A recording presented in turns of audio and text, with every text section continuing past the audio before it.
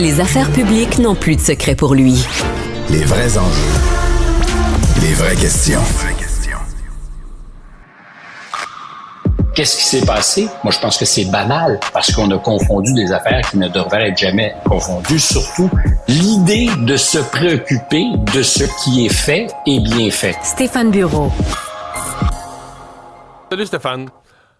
Hola, Monsieur Seigneur Dumont. On va faire le tour ce matin des nominations de M. Trump. On a de la matière parce qu'il nomme à vitesse grand V, mais avant de les regarder individuellement, je veux t'entendre.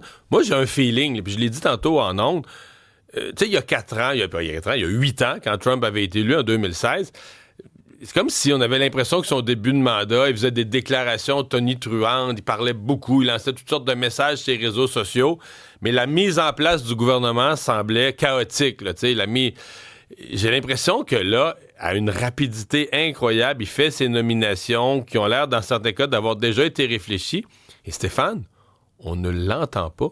Monsieur Trump est, ces jours-ci, hyper discret, en fait. Il ne parle que par ses nominations et ses actions, mais il fait pas de menaces, il lance rien en l'air, il part pas de rumeurs. Qu'est-ce que tu retiens de ça, toi? Une efficacité qui est inversement proportionnelle à sa présence sur les réseaux sociaux ou aux déclarations à l'emporte-pièce. Donc, quelque chose qui ressemble à un Trump qu'on ne connaît pas, mais qui probablement avait une bonne idée il y a une dizaine de jours de ce que le pouvoir était à sa portée et qui s'est préparé au cours des dernières semaines, sinon des derniers mois, pour ne pas revivre ce que tu décrivais à l'instant, c'est-à-dire cette transition chaotique de 2016. Alors, il y aura des gens, et c'est normal, pour critiquer le choix de ceux qu'il veut autour de lui pour travailler. Oui, mais là, Stéphane, si tu es en profond désaccord avec le programme de Trump, tu vas être en désaccord avec le choix des gens qui vont accomplir son programme. Je suis entièrement d'accord. Donc, on dit la même chose. Tout ce que je dis, c'est qu'il y aura des gens, et légitimement pour certains, qui vont dire c'est pas les bons hommes, c'est pas les bonnes femmes, mais ce qu'on sait, c'est qu'il y a une idée précise, y compris des idées surprenantes, avec entre autres M. Hegseth à la direction du Pentagone. Personne n'a vu ça venir. Tu parlais de sa discrétion. Je pense que dans les dernières heures, il a choisi de ne plus l'être en confirmant sur ses réseaux un certain nombre de nominations, parce que là, il était dépassé par la rumeur depuis 48 heures. Lundi, on a amorcé la semaine en disant on est en face d'un Donald Trump pour tous ceux qui espéraient qu'il veuille juste gommer ses problèmes devant les tribunaux et qu'ensuite il irait jouer au golf et donc on aurait la paix ou qu'ils auraient la paix ceux qui ne l'aiment pas. Non, on est en face d'un Trump qui veut gouverner et qui en donne toutes les apparences et qui veut être efficace, ne veut pas perdre de temps et qui ne commencera pas à influencer le cours des événements le 20 janvier prochain, mais le fait maintenant. Première annonce, peut-être pas la plus spectaculaire, quoique c'est celle qui retient apparemment sur les réseaux le plus l'attention, c'est son Doge, c'est le nouveau meme à la mode, le Department of Government Efficiency, donc le département responsable de l'efficacité gouvernementale, ce qui est en soi un genre d'oxymore, c'est comme military intelligence. Est-ce que il y a quelque chose comme une efficacité gouvernementale? Je comprends que c'est un peu cynique ce que je dis. Pas encore, mais il va l'avoir là, avec Elon Musk. Alors, et pas que Elon Musk, parce qu'il y a aussi Vivek Ramaswamy. Vivek Ramaswamy, je ne sais pas si tu l'as déjà écouté, j'ai passé beaucoup de temps pendant la campagne à l'écouter, à m'intéresser à lui, puisqu'il faisait campagne contre Donald Trump, même si on a toujours compris qu'il allait se rallier. Bizarre. Alors, c'est un brillantissime personnage, excentrique, comme Musk l'est. Je dis brillantissime, il a fait fortune dans l'industrie pharmaceutique, on parle lui aussi de milliardaire, qui a amené sur la place un certain nombre d'enjeux. L'histoire de faire disparaître le département de l'éducation, c'est pas mal Ramaswamy, puis il faut l'écouter dans le détail pour comprendre, puis il faut aussi se rappeler surtout que le département de l'éducation, d'abord, ça n'existe absolument pas dans les fondements constitutionnels des États-Unis. C'est une affaire qui a été créée en 1979 par Jimmy Carter et pour les démagogues qui sévissent, qui rappellent qu'à l'époque où on a créé le département fédéral de l'éducation, les États-Unis caracolaient en tête de tous les classements en matière de diplomation, que c'était les meilleurs en maths, c'était les meilleurs en ci, meilleurs en ça. Alors aujourd'hui, ils sont en 24, 25, 26e position, comme s'il y avait un lien de corrélation à faire entre les deux. Mais je rappelle, et je termine là-dessus, que l'éducation aux États-Unis est d'abord et avant tout une affaire d'État. C'est là que ça se joue à 95%. Un peu comme au Canada, à ce compte-là, on a un bon exemple. Ici, il n'y a pas de ministère de l'Éducation à Ottawa. Là. Ça ne veut pas dire qu'il n'y a pas d'éducation. Alors, ça veut pas dire qu'il n'y a pas d'éducation au Canada. Ça disparaîtrait symboliquement, ça serait lourd. Il y a du financement lié au fédéral aux États-Unis. C'est à peu près 12, 13, 14% selon la manière de calculer. Mais cet argent-là pourrait être envoyé aux États sans qu'il y ait une lourde structure administrative. Mais ne parlons pas de ça. Revenons au comité, au nouveau ministère, qui j'espère n'en sera pas un dans la logique du dégraissage, parce que ça serait quand même... C'est tout un mandat, là. Il faut qu'il coupe 2 trillions, il faut qu'il enlève de la bureaucratie, il faut qu'il rende efficaces les agences gouvernementales. Je regardais le mandat en 4 points. C'est toute une job, là. C'est toute une job. J'imagine que François Legault sera très attentif, puisqu'il a promis, lui, quand il a été élu, qu'il allait rendre notre gouvernement québécois beaucoup plus efficace. Or, ce qu'on constate, que tous les gouvernements, Macron en France, où je suis, c'est la même chose. Le banquier, alors c'est le même profil un peu que Elon Musk, tu me dis, en moins excentrique, Macron, mais c'était la même chose. C'était le gars qui venait du monde des affaires, qui avait une expertise, une compétence et qui allait rendre l'État plus efficace. Or, qu'est-ce qu'on constate? C'est qu'ils sont tous plus obèses en 2024, nos gouvernements, qu'ils ne l'étaient il y a 10 ans à peine. Mais je te fais un scoop. Et là-dessus, malheureusement, c'est que dans 2 ans, si on saura si je gagne ou pas. Puis je te fais un scoop, comme je t'ai dit que l'inflation allait être de retour plus tôt que tard. Cette affaire de ce ministère responsable de la pratique plus efficace de l'État doit remettre ses recommandations le 4 juillet 2026.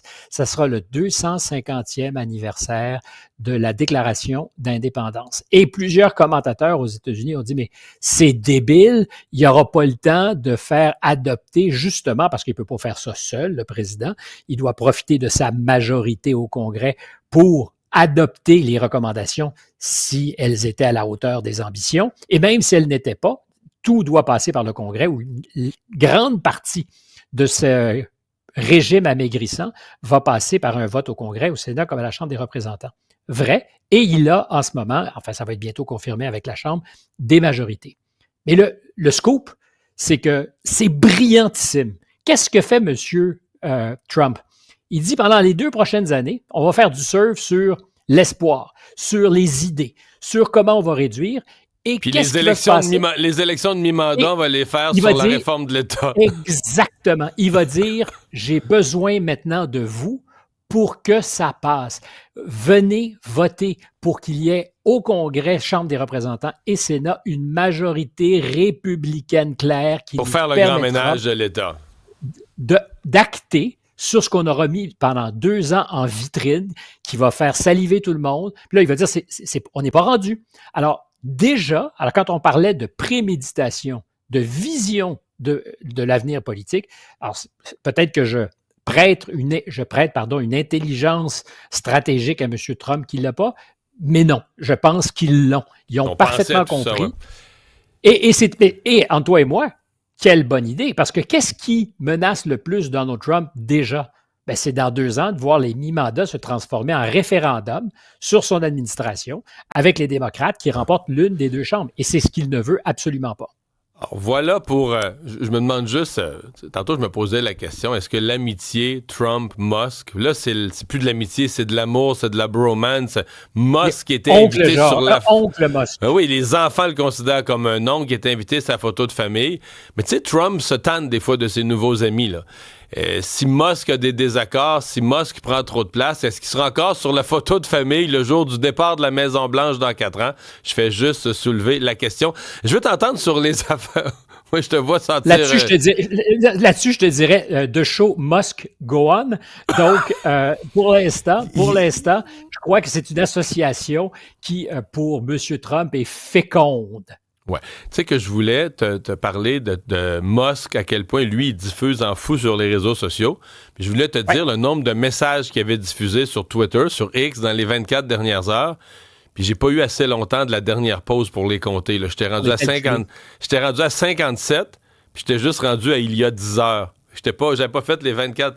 Donc, il doit envoyer 100 messages à l'heure. Il me semble que c'est beaucoup, ça. Quelqu'un qui a un mandat du genre... peut-être que la discrétion, en tout cas, un certain recul va finir par s'imposer. Stéphane, les autres nominations, là, qu'est-ce que ça dit sur la vision internationale? Parce que je pense que c'est beaucoup la question que les gens se posent. Si on prend l'ensemble des nominations qui touchent les questions internationales, ça annonce quoi comme genre de politique là, sur Israël, sur l'Ukraine, sur le Canada, les relations avec le reste du monde? Alors, à ta dernière question, sur le Canada, ça annonce rien. Zéro. On s'en fout. Fuck all. Je pense qu'il n'y a absolument pas... Il y a une belle expression en anglais, hein, no lost love, pas d'amour perdu entre M. Trudeau et M. Trump. Donc, je pense que c'est le cas. Trump va certainement pas s'empêcher de continuer à faire des bonnes affaires avec le Canada, mais dans tout ce qu'on a annoncé, il n'y a rien qui est indicateur d'une sensibilité particulière à la relation bilatérale. M. Trump n'a pas beaucoup consacré de temps à parler de son best buddy, Justin Trudeau. Ce que ça annonce surtout pour l'instant, c'est sa volonté d'agir en Israël, et c'est la ligne dure, disons-le, parce que son ambassadeur, c'est pas un poids plume, puis c'est pas une blague Huckabee. sur son ancien tour de taille, Mike Huckabee, qui est un peu méconnaissable aujourd'hui parce qu'il a perdu beaucoup de poids. L'ancien gouverneur de l'Arkansas, terre fertile pour les politiques, c'est là qu'a fait fortune politiquement Bill Clinton. Lui est républicain. Sa fille a été porte-parole officielle à la Maison-Blanche pour Donald Trump de 2017 à 2019. C'est l'actuel gouverneur de l'Arkansas, une autre dynastie familiale. Mike Huckabee, qui a déjà dit...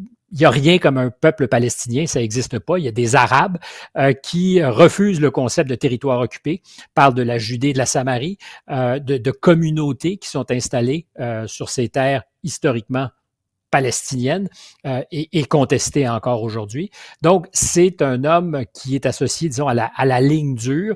M. Netanyahou sera très content de le voir arriver, va l'accueillir à bras ouverts. Rappelons-nous quand même que Donald Trump avait symboliquement fait quelque chose qu'aucun de ses prédécesseurs n'avait fait, c'est déménager l'ambassade à Jérusalem, qui est pour Israël, la capitale fondamentale et historique. C'est une décision qu'avait prise le Congrès à la fin des années 90, by the way. C'est pas une affaire unilatérale qu'avait faite mais qui n'avait jamais été mise en application avant Trump. Jamais actée, c'est ça, exactement. Lui a dit, parfait, vous avez voté, vous repoussez toujours le moment, moi je vais le faire. Et ça allait avec une politique où ils se sont comme résignés à l'idée, ou peut-être pas résignés, en fait, sont arrivés à la conclusion que si on veut la paix au Proche-Orient, il faut court-circuiter systématiquement la question palestinienne, faire en sorte que tout le monde s'entende, et surtout l'axe Riyad-Jérusalem, les Saoudiens et les Israéliens. Et quand tout le monde aura normalisé ces relations, il sera temps, c'est un peu comme ça qu'on doit lire la politique de M. Trump sur la Palestine ou sur la question palestinienne, il sera temps de trouver une solution durable au problème palestinien, à l'enjeu palestinien, à la question palestinienne. Il y a aussi un envoyé spécial, Bill Witkoff, qui va être l'homme apparemment responsable de la région, l'envoyé spécial du président, qui a aucune expérience politique. C'est son best bud de golf. C'est un milliardaire ou super millionnaire de l'immobilier. Alors, on est vraiment dans des territoires très adjacents à ceux de M. Trump. Qu'est-ce qu'il a comme qualité première et principale? Fidèle, très certainement, et c'est vrai de ceux qu'on voit à ses côtés. Est-ce qu'on pense que dans les gens qu'il a nommés, Kristi Noem, qui va être la super ministre de l'Intérieur, appelons ça comme ça, gouverneur du Dakota du Sud, son chien n'était donc pas mort à elle, ou sa chienne n'était pas morte, puisque tu t'en rappelles évidemment quand elle a publié sa biographie. Pour avoir tué une chienne qui n'était pas domptable, qui n'était pas impossible Exactement. à élever. Et après avoir recommandé que Commander, le chien de la famille Biden, soit lui aussi éloigné, sinon euthanasié, parce qu'il avait la fâcheuse habitude de mordre les gens des Secret Service. Alors ça n'a pas eu un gros succès. On aime beaucoup les animaux de compagnie et comme tu le sais, on ne les mange pas aux États-Unis. Donc, en résumé, M. Trump nomme des fidèles caractéristiques numéro un, parce que dans son premier mandat, il y a plusieurs de ceux qui l'avaient nommé qui se sont retournés contre lui puis qui ont écrit des livres après, puis ça, je pense que ça y tente plus. Stéphane? Ça lui a permis d'être, je dirais, raccord avec lui-même et de dire à répétition « You're fired! » À demain. Salut. Est-ce que c'est pas quand même incroyable l'époque que nous vivons, Mario? C'est fou. Tu devrais en faire un titre d'émission. Ça marcherait. J'y pense. Attends un instant. Ciao.